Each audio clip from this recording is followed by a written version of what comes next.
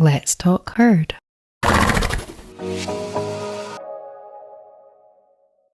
And I love when the animal communicators will say things like that, the animals are doing that work. And, even when they're not conscious of it, they're still doing that kind of vibrational, I suppose it is. Yeah. Because they're Yeah. tapped in. They're tapped Yeah. into the source constantly, and it's just who they are. So, they don't have to be needing to do anything. Yeah, exactly. Yeah. It's that constantly remind. I don't know why I always need to remind myself of that you're becoming all the time. So it's not like you're learning anything or having to remember anything. You're changing with your experiences and with your, opening, and with your all of these engagements that we have with them. Like when you had that with spirit, you became a different being vibrationally, just naturally, because of Totally. and it's just that you are then that. So that's why it's important, I think, to let ourselves grow and to carry on doing not being the best word, but Yeah. Well, that is interesting as well, the doing and the being, because they are connected and beautifully connected once we understand that flow between the two. Because it's true that we can get lost in doing, but once we're clued into it and we catch on, then we can transform our doing as an expression of being. I don't know if that makes sense. Totally. Yeah. I love that. I love that word, inspired action.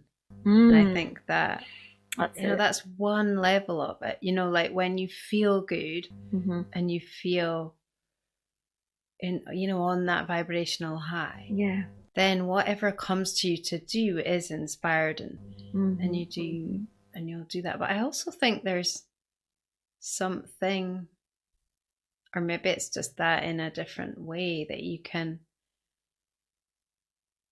it's like the doing itself can become more being. Yeah.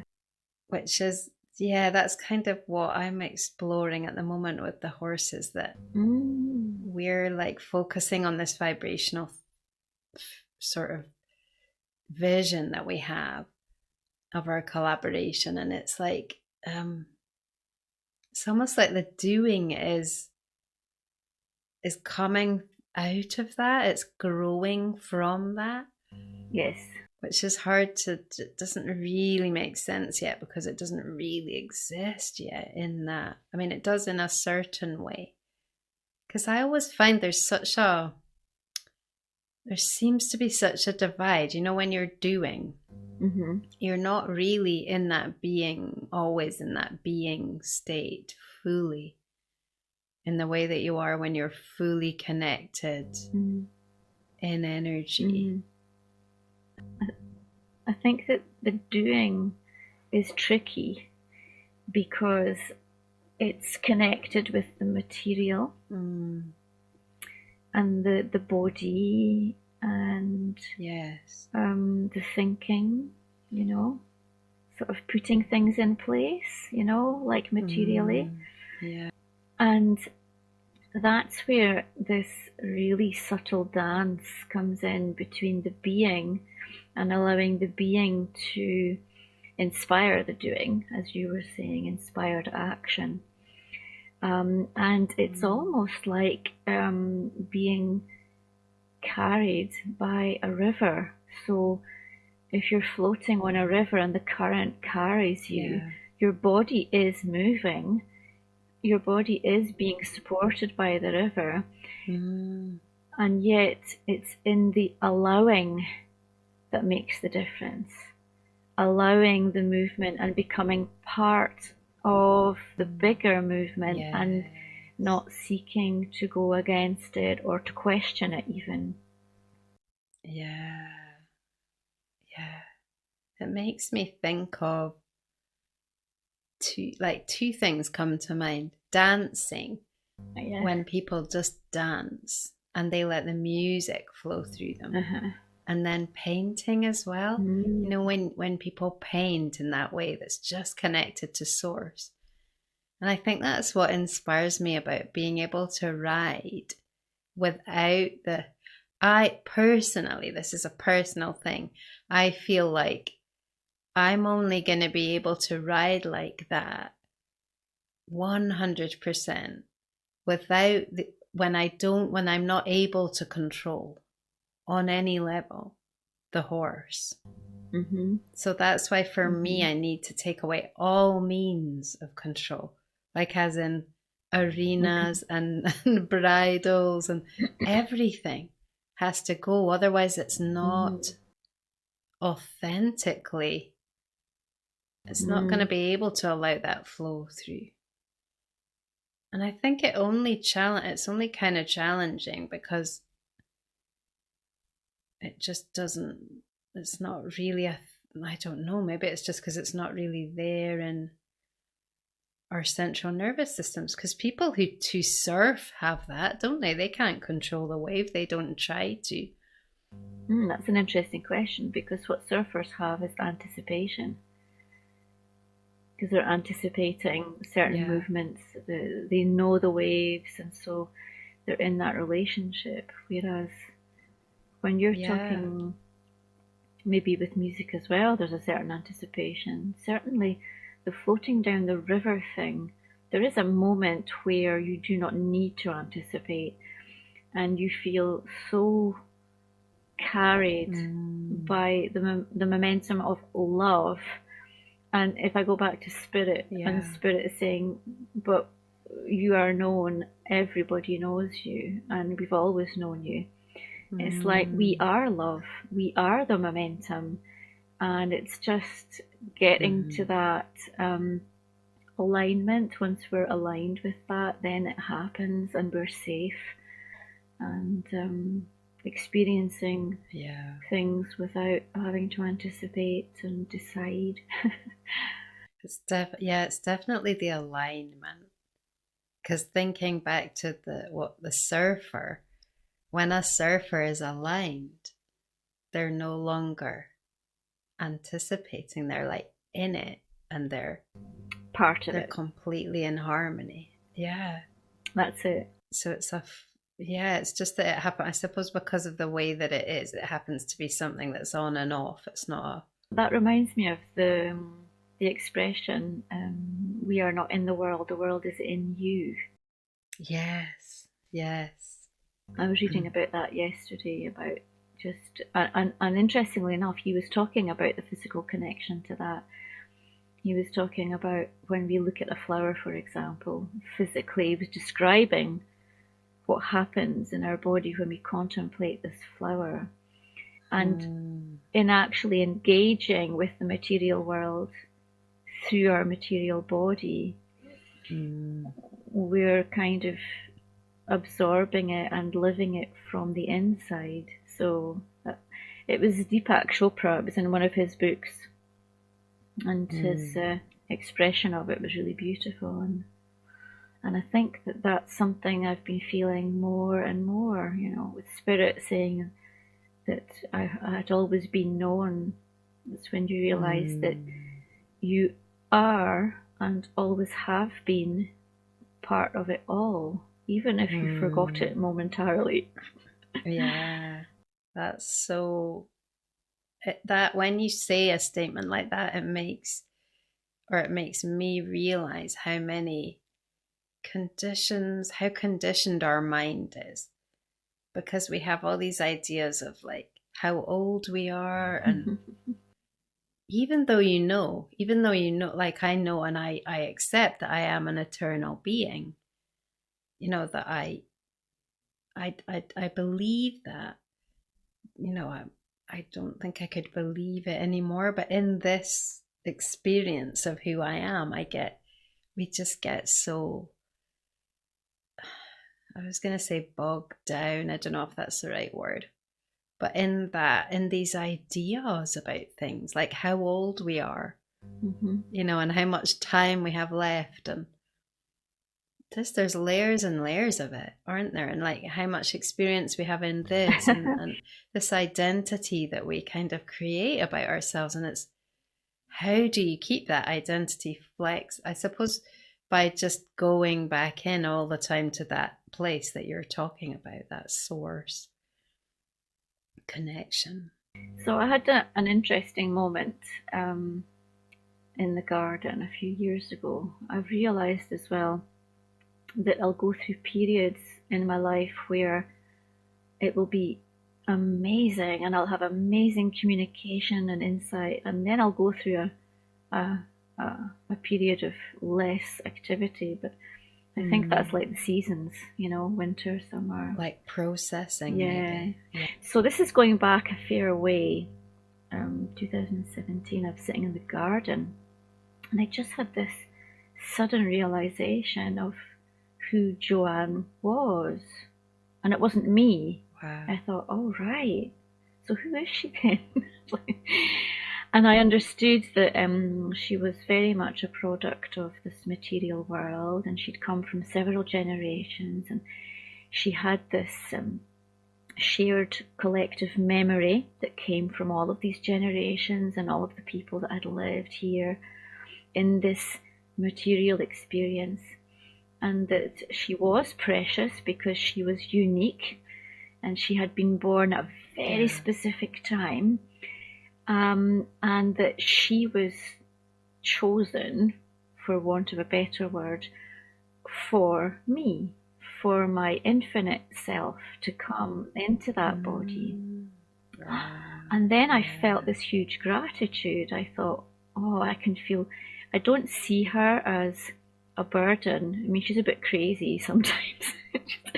and, and she'll like have these really heavy ideas that, hold her back. And yet I have so much love for her because she is enabling me to be here and to voyage here. And I understand that she has everything that I needed for my voyage here and now. So it's a real partnership. Yeah. Yeah. It's almost like a glove that or a bit of clothing that you choose to, that fits you. It fits around you.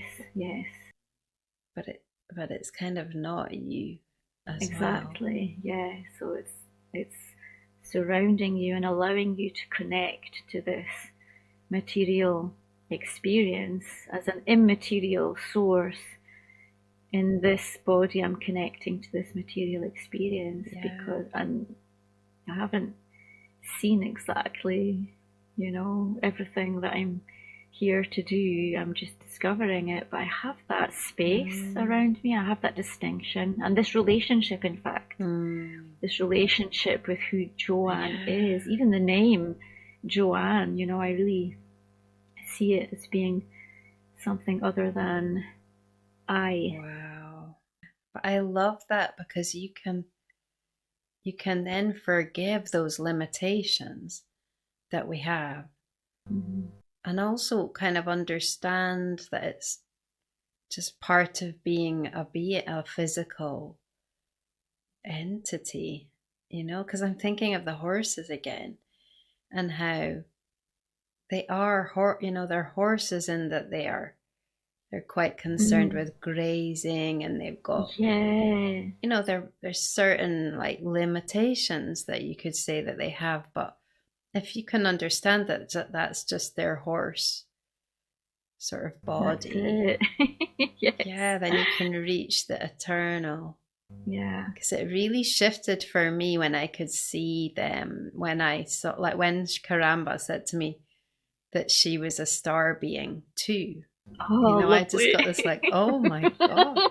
Yeah, like it was like such a shock in a way, like, and I'm really, that's what I feel like that's my process at the moment, is understanding that this isn't my project, it's all of ours. Everybody has come in this scenario, in this situation, to do this. and we're all doing it together. And I got this really strong vision, image kind of energy feeling that if I am too, if my perception is too much that that it's mine, it's my thing, then I kind of stick out. And if I can melt that away, if I melt the me part away, then we all are leading it together.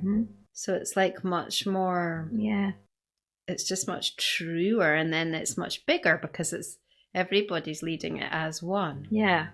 Being. As one, that's what I was going to say. We are one.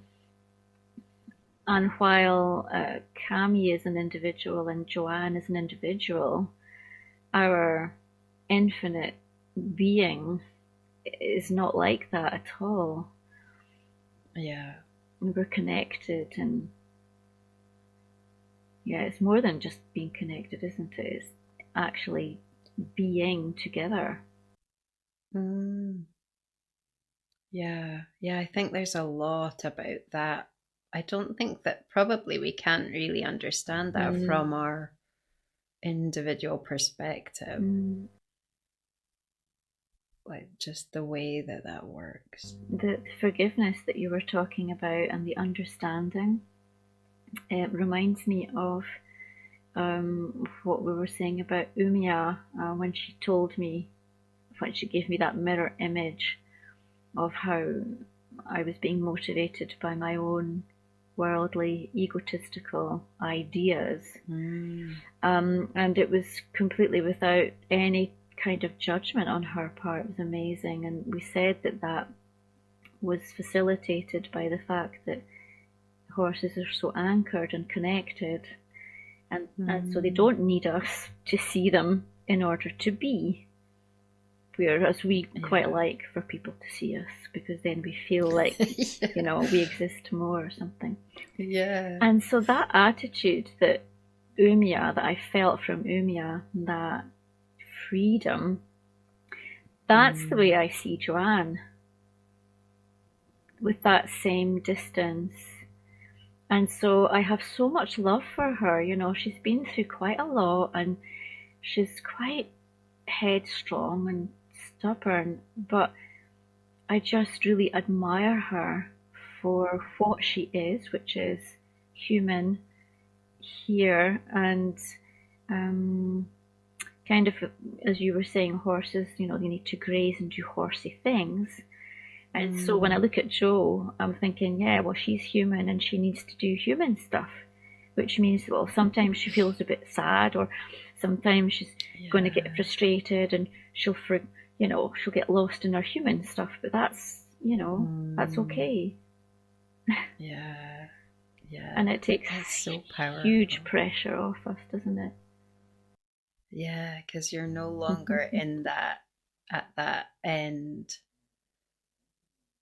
point. It's like that space, just it gives you this sort of space to choose how you respond, and just to choose everything. I suppose because our identification is not so heavily anchored into our experience then. Exactly, you can see that your emotions are not you, they're just an emotion. They're just a result of lots of stuff. And that's it. And that, I think that just gives you that ability not to be completely carried away by events. And I thought of an example of that, but I can't remember. It's gone in and out. There are so many, but I think the more that you visit that source place, the more that you can inhabit that in a way, then the more freedom it gives your behavior, because you don't have to follow the same tracks, and you don't have to get involved in the in the drama and the emotions. You can just there was something that happened to me. What was it? oh, it might come back to me. Something that normally I would have been like really upset by and reacted to, and I just was able to because of that. You know, just that extra. And also this thing that I've been doing where I and I learned this in my Tony Robbins seminar thing, but it's been really helpful because he calls it your TV, which is what is it? Transformational vocabulary. So like your words are really important. And you know, I'm not big into words and all that, but actually when you think about that, it is quite true. So I thought, what word do I use to describe like negative stuff? Like what do I use most common? Because he said there will be words that you use that you might not even be aware of, but you use them a lot. And I realize I use the word nightmare all the time. I'm always saying, oh, this is a nightmare. That's the nightmare, you know.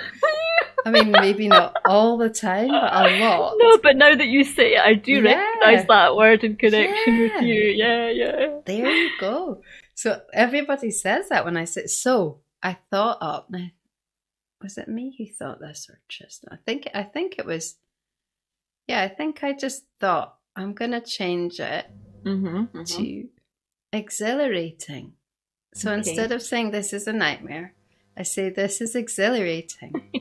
And God, I mean, it just is amazing.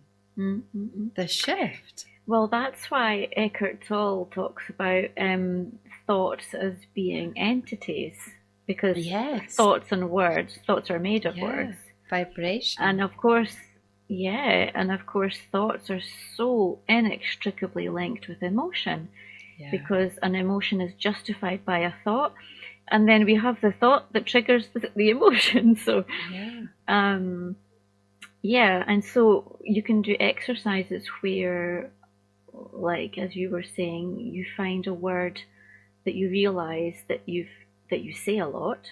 So the first thing that helps you to do is to say to yourself, well, I'm going to listen to myself for the next few days. You know, when do we take the time to do that? Exactly. So that's kind of coming away and giving a bit of space around us and becoming the witness of our own, not being identified with it.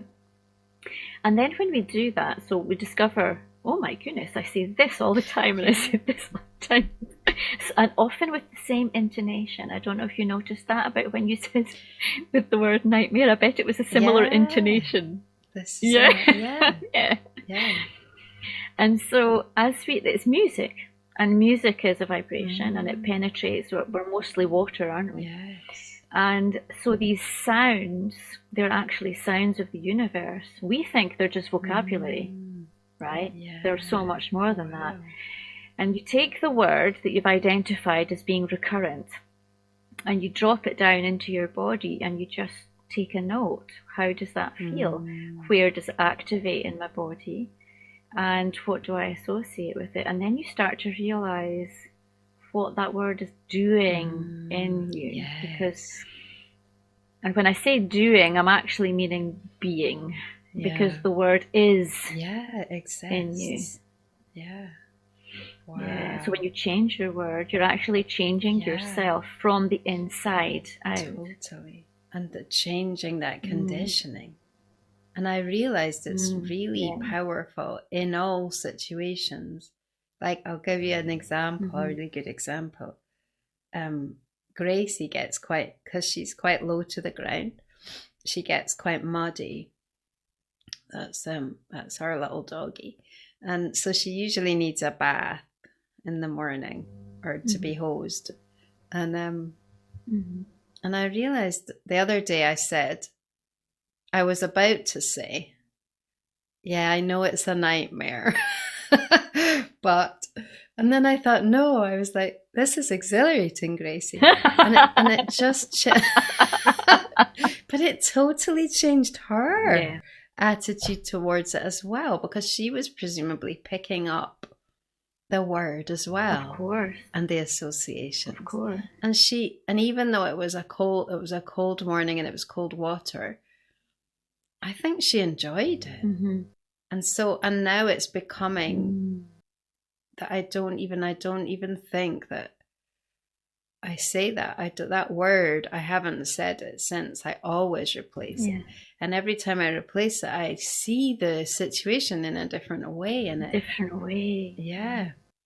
And it is amazing how it, because you see, well, actually, it is. It's even when there was something the other day that happened. And I reminded myself about it, and it just completely altered. Just altered it. Yeah. And then you remember all of those things, like it's an opportunity, difficult, challenges are always an opportunity. There's always a way to grow. Yeah. But changing the word, I think it's good because it's changing it at that source of the voice in your head, Yes. And actually, when you go further with that work, you realize that there are two kinds of expressions. There's the expressions that believe that you are loved and precious, and that everything that you are experiencing is because you are loved and because you are. I can't think of any more better word than precious, but it's like really the world turns around you, you know. So there's the vocabulary where you feel that I am a loved being and I am love. And then there's the other words. So your word was nightmare, one of them.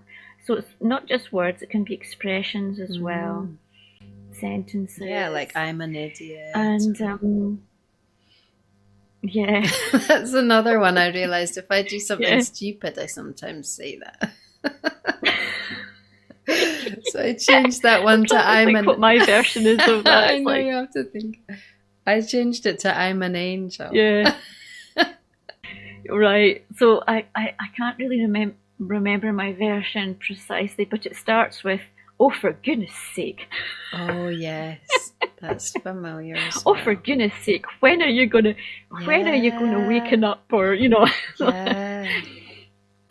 And so that vibration comes from feeling not worthy, from feeling that you have to merit something, from being disconnected from your beingness of a love being. And once you start to listen to your words and your expressions, and you realize that you're either representing one or the other, and it's not an accident. And so anytime you say that word, you're literally reinforcing that vibration in your body, physical body, and in your life. And I think there's the cognitive, intellectual. I can understand that. Of course, that makes sense. But you do need to just do some things to change it practically, because you can't. There is a big difference between understanding something and, and just getting to that place where you like changing those words. That's the thing that you can do that is going to make a change. So there's quite a lot of good material out there for this particular work to do with words and expressions. And it's something that's really important. It has been important to me for quite a long time now. And it just... What would you call that? Like, what's it? Is it a form of therapy? Well, for me, it's evidence of self-love and self-compassion. Being aware that... Does it have a name? Yeah. Well, I mean, there's different people who've done stuff on it, like Byron Katie, for example. She's done work on it. Martha Beck's done some work on it. So some expressions, some things that you say to yourself, she says it's like handcuffs on feeling. how does it feel when you say that? Does it feel heavy and like handcuffs on? Yeah. Or does it feel really light and airy and no limit? Yeah, like opening. It always feels like the crown chakra opening to me when it's a word that's. That's right. Yeah. And of course, the most influential one for me is Marshall Rosenberg with nonviolent communication. It's just amazing, just absolutely amazing. And that communication is first and foremost about self-compassion and self-love, because when you can do it for yourself, then of course automatically you're going to do it for other people as well. So it's part of my everyday existence now. The way I listen to people, the way I listen to myself, there's a lot more listening going on. And I can give you an example if you want. I was outside in my garden, and I personally have an issue with feeling different degrees of abandonment. And it's something that I'm getting to know. So I'm accessing that part of me that feels like that, and I'm listening. First step. And so not trying to change it, and not saying, oh my goodness, that's a sign that, you're not where you should be. No, it's like an invitation. It's like, oh, come and sit down and have a cup of tea with me, and I'll tell you all about it. Yeah, really. It's great. It's really great fun. So anyway, so I'm out in my garden, and I look around, and I can see a chair has been blown over by the wind, and it's been there for like 3 days, and no one's picked it up. And so my automatic reaction was, oh, you're all alone. If you don't do it, no one does it. It's so sad. Look at this poor garden, all abandoned. It's like, so I caught myself in the act. And I thought, okay, that's so powerful. So what's the need behind it? Because that feels so sad. What's the need behind it? I thought, well, the need is seeing more presence and love, seeing care. That's what I wanted. That was my desire of my heart. So then I know I'm at an authentic level.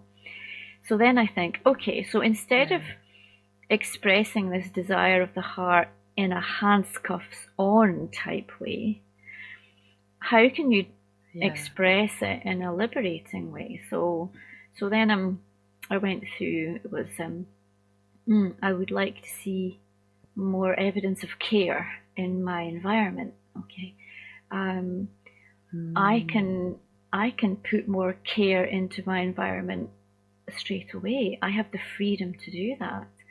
And I went through, I think it was 3 or 4 sentences with slightly different vocabulary, and each time I advanced, it got freer and more powerful, and in the end I felt great. And it took 2 minutes,